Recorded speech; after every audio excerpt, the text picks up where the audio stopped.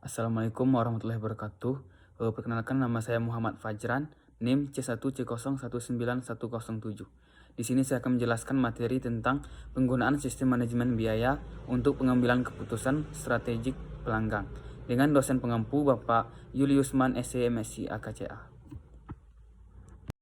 Yang pertama yaitu Customer Profitability Analysis Customer.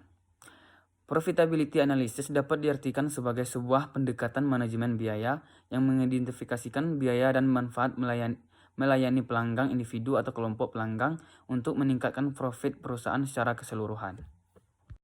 Customer Profitability Analysis memiliki manfaat yang memungkinkan manajemen untuk yang pertama, mengidentifikasikan pelanggan yang paling menguntungkan. Yang kedua, mengelola biaya pelayanan dari setiap pelanggan. Yang ketiga, memperkenalkan produk atau jasa baru yang menguntungkan.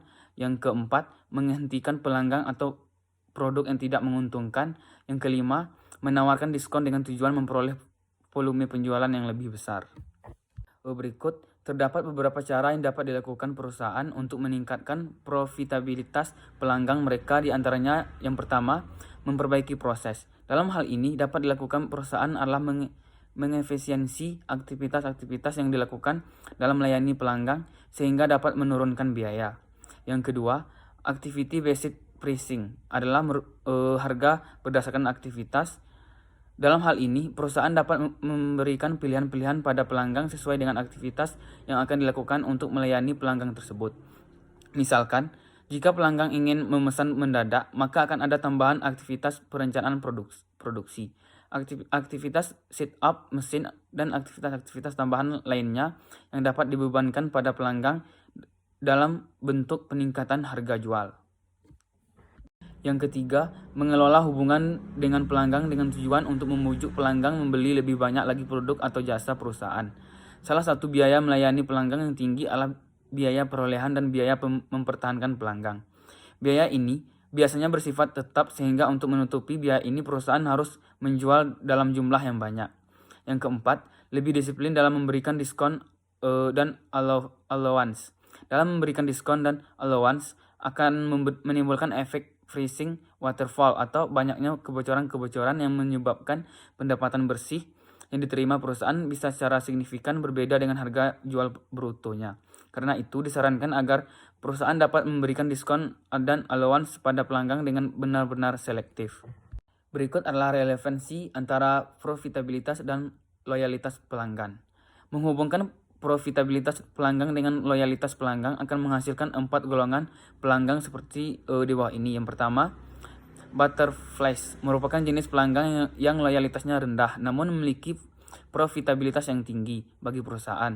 Tipe pelanggan ini agak sulit untuk dijadikan sebagai pelanggan yang loyal. Karena itu, yang harus dilakukan perusahaan adalah memastikan agar pelanggan mendapatkan kepuasan yang tinggi dari setiap transaksi yang mereka lakukan. Lalu, perusahaan juga mendapatkan keuntungan dari setiap transaksi yang dilakukan. Mencoba untuk membangun hubungan dengan pelanggan jenis ini biasanya tidak akan membuahkan hasil.